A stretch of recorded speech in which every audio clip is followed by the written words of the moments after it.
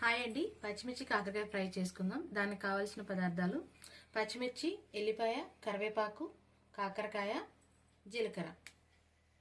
వేయించుకొని గిన్నె పెట్టాలి.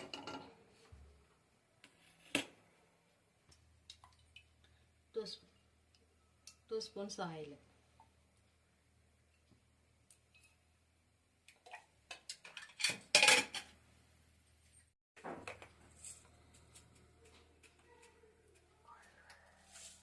ఆయిల్ వేడయ్యాక కొంచెం జీలకర్ర వేసుకోవాలి.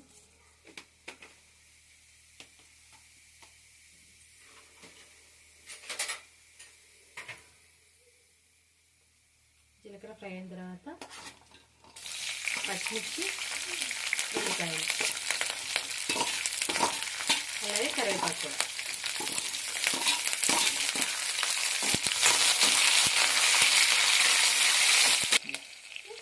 అవి కొంచెం ఫ్రై అవ్వగానే కాకరకాయలు వేసుకోవాలి. కాకరకాయలు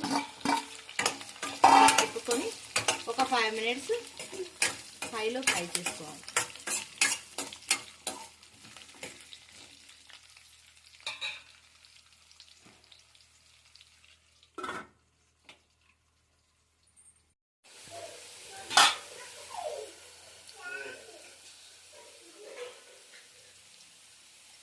తగినంత పసుపు, తగినంత ఉప్పు.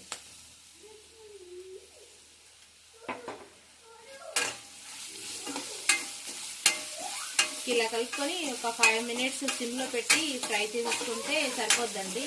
అంటే మనం ఎప్పుడు ఎండికారం వేస్తాం కదా, ఇలా పచ్చికారం వేసి ఒకసారి ఫ్రై చేయండి, బాగుంటుంది. ఇది ఒక 2-3 డేస్ నిల్వ కూడా ఉంటుంది.